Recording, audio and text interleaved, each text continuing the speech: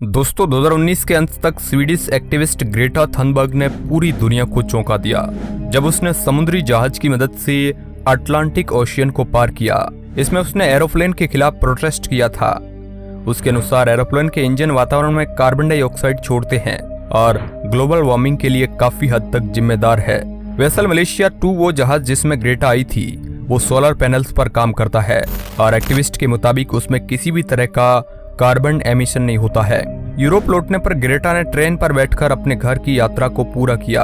अब जरा vessel Malaysia 2 जहाज के कंपोजिशन के ऊपर नजर डालते हैं। जहाज के लिथियम आयन बैटरी को रिसाइकल कर पाना पॉसिबल ही नहीं है। जहाज के अंदरूनी हिस्से में प्रेजेंट कंपोजिट मटेरियल को डीकम्पोज होने में भी हजारों साल का समय लग जाता है।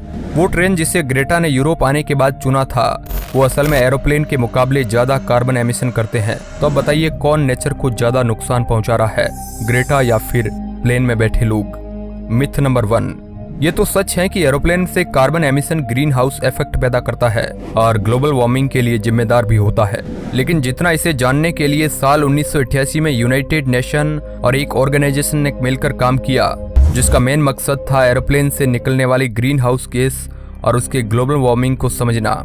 ऑर्गेनाइजेशंस ने अपने डाटा में पाया कि पूरे कार्बन एमिशन में एरोप्लेन केवल 2.5% तक ही जिम्मेदार होते हैं। वही कंपैरिजन के तौर पर ग्लोसिन से चलने वाली गाड़ियां टोटल कार्बन एमिशन में 12.5% कार्बन एमिट करते हैं। मतलब ये गाड़ियां एरोप्लेन के मुकाबले नेचर को ज्यादा नुकसान पहुंचाते हैं। लेकिन यही मात्र एक प्रॉब्लम नहीं है। एरोप्लेन से निकलने वाला कंडेंसेशन ट्रेल जिसे आप सफेद पतली लकीर की तरह आसमान में देखते हो वो केरोसिन की मदद से प्रोड्यूस होता है। ये पतली लकीर कुछ और नहीं बल्कि वाटर वेपर ही होता है। यही कंडेंसेशन ट्रेल से निकलने वाली स्टीम क्लाउड फॉर्मेशन में सहायक होता है और क्लाउड्स धरती के तापमान को कम करते हैं। तो प्लेन धरती का तापमान बढ़ाता है या फिर घटाता? दुनिया भर के सभी वैज्ञानिक इसी को लेकर 2 गुटों में बटे हुए हैं। Inter governmental panel on climate change के अनुसार कार्बन एमिशन यकीनन धरती का तापमान का वृद्धि करते हैं, पर उनका मानना यह भी है कि बादल धरती को ठंडा रखते हैं। इसका कोई सटीक जवाब तो नहीं है, पर सारे वैज्ञानिक एग्री करते हैं कि एरोप्लेन्स का कार्बन एमिशन में काफी कम रोल होता है। सबसे बड़ा खतरा तो पूरे प्लेन से 5000 गुना ज्यादा की संख्या में मौजूद धरती पर ही एग्जिस्ट करता है और वो है कारस। कारस कार्बन के अलावा और भी कुछ गैसेज वातावरण में छोड़ते हैं जो कि इंसानों में कैंसर का खतरा पैदा कर सकते हैं। एक और ट्रांसपोर्ट है ट्रेन, जो कि खुद तो अपने आप कार्बन एमिट नहीं करता है, पर उसे इलेक्ट्रिसिटी प्रोवाइड करने के लिए इस्तेमाल होता है पावर प्लांट्स, जिसे चलाने के लिए कोल पर ही हम निर्भर है। तो इनडायरेक्टली तो ट्रेन सही मालूम आता है, पर इनडायरेक्टली ये नेचर को नुकसान ही पहुंचाता है। तो जरूरी है कि आप अपने कार का त्याग करें, ना कि प्लेन का। और सबसे अच्छा रहेगा कि आप साइकिल का प्रयोग करें, जिससे आपका स्वास्थ्य भी ठीक रहेगा। मिथ नंबर 2, ये सही है कि इलेक्ट्रिसिटी से चलने वाले कार गैलोसिन से चलने वाले कार के मुकाबले बेहतर है। वो कम कार्बन एमिट करते हैं, लेकिन ये आधा अधूरा सच है। इलेक्ट्रिक कार को चलाने के लिए प्रयोग में लाया जाने वाला लिथियम आयन बैटरी बेहद खतरनाक होता है, क्योंकि हर साल ऐसे बैटरी जमीन के अंदर गाड़ दिए जाते हैं जो कि जमीन को खराब कर देते हैं, साथ ही कई बीमारियां का भी खतरा अपने साथ लाते हैं। आपको जानकर हैरानी होगी कि केवल 5% बैटरी ही रिसाइकल हो पाते हैं। 91% लिथियम बैटरी अकेले 3 शहर मिलकर बनाते हैं। यह है एटाकामा डेजर्ट, दुनिया का सबसे सूखा डेजर्ट। यहाँ पर लिथियम कार्बोनेट को ऑब्टेन किया जाता है और इसके लिए 20 फुटबॉल मैदानों जितनी जगह को प्रयोग में लाया जाता है। इस प्रक्रिया में एक ह्यूज अमाउंट में पानी की जरूरत पड़ती है। साल 2000 से लेकर साल 2015 के बीच 21% से ज्यादा पानी को निकाला गया, जो कि एटाकामा को रिसीव हुए पानी से भी ज्यादा था। नतीजन वहां पर रहने वाले लोगों को प्यासा ही मरना पड़ता है। बैटरी बनाने वाली कंपनीज ने अपने फायदे के लिए सब कुछ ट्राइबल ग्रुप को ही एक्सटेंशन के कगार पर लाकर खड़ा कर दिया है। अब अगर ये भी आपको कम लग रहा है तो जान लीजिए कि इलेक्ट्रिसिटी जिससे इलेक्ट्रिक कार चलती है, इसको बनाने में पावर प्लांट का उपयोग होता है, जो कि खुद कोल, पेट्रोलियम और नेचुरल ऑयल के सहारे चलते हैं और बहुत सारा कार्बन एमिट करते हैं। एक स्टडी में पाया गया कि electric car non electric car से 20% ही कम हानिकारक है। पर साथ में ये भी देखिए कि इलेक्ट्रिक कार के प्रोडक्शन में और कितने बड़े बड़े खतरे हैं। इन सब चीजों को ध्यान में रखते हुए ये कहना बिल्कुल गलत होगा कि electric car non electric car से बेहतर है। वैज्ञानिक ऐसे एनर्जी सोर्स की तलाश में हैं जो कि कम से कम या ना के बराबर नेचर को खतरा पहुंचाए। अगर आने वाले दशक तक इंसानी प्रजाति एक नए एनर्जी के सोर्स को खोज लेती है तो ये एक बहुत बड़ी उपलब्धि होगी, जो कि सारी समस्या ही खत्म कर देगी। मिथ नंबर 3, लोग मानते हैं कि पेपर से बने कप्स प्लास्टिक से बने कप्स के मुकाबले ज्यादा खतरनाक है, लेकिन पैराडॉक्सिकली ये बात गलत साबित हुई नजर आती है। आइए देखते हैं कैसे। पेपर कप्स असल में पेपर के बनते ही नहीं है।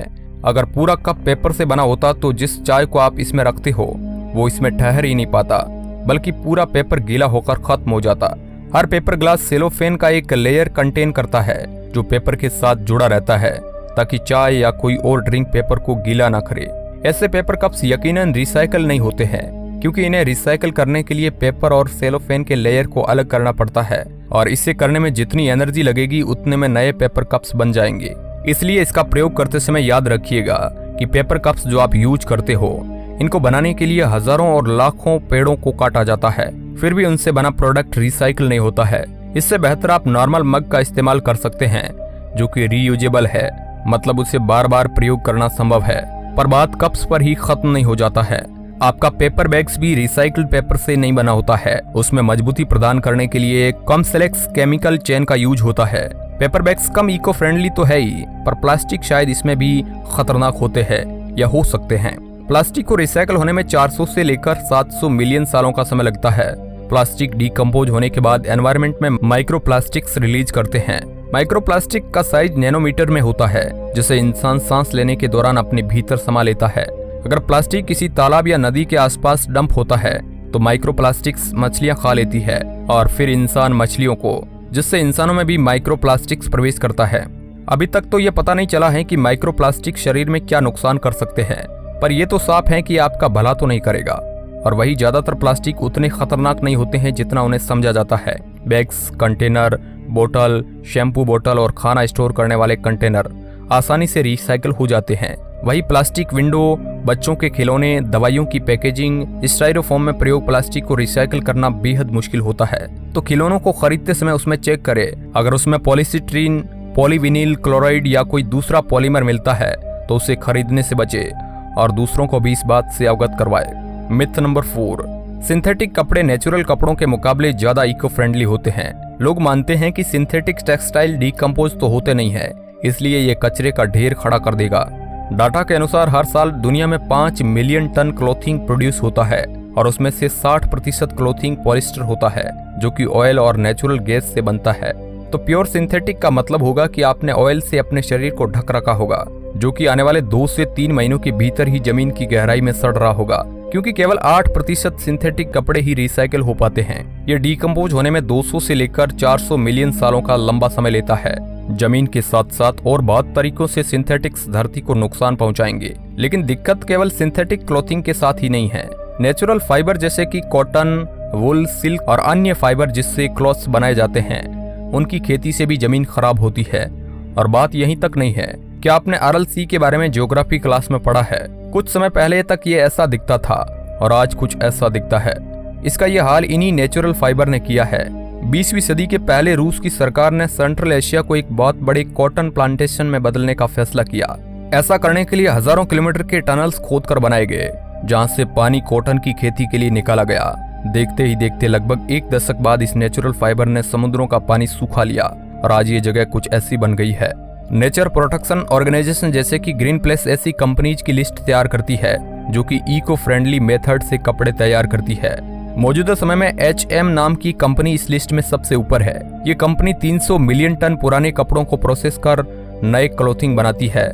पर यह लिस्ट ये नहीं बताती है कि H&M उसी दौरान पुराने क्लॉथ्स प्रोसेस के साथ 200,000 और कॉटन का प्रयोग कर कपड़े बनाती है। तो बेहतर यही है कि जितना जरूरत हो उतने ही कपड़े खरीदे। लोग फैशन के उस दौर में न जाने कितने कपड़ों को यूं ही बर्बाद कर देते हैं। तो फालतू चीजों को खरीदने से बचे और जितना हो सके उतना नेचर को फिर से उसको पहले का रूप प्रदान करने में हेल्प करिए। एरोप्लेन को प्रतिबंधित करना कोई सही फैसला नहीं होगा, क्योंकि ऐसा करने में लंबी यात्रा करना कठिन हो जाएगा।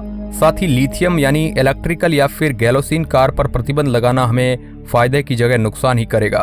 तो अच्छा यही रहेगा कि आप कम से कम चीजों का इस्तेमाल करें, जो जरूरत नहीं है उसे दान करें और कोशिश कीजिए कि प्लास्टिक या फिर सिंथेटिक चीजें ना खरीदे। इससे इन चीजों का डिमांड कम होगा और फिर कंपनीज लिमिटेड मात्रा में ही प्रोडक्शन करेगी और अल्टीमेटली इस नेचर को ही फायदा होगा।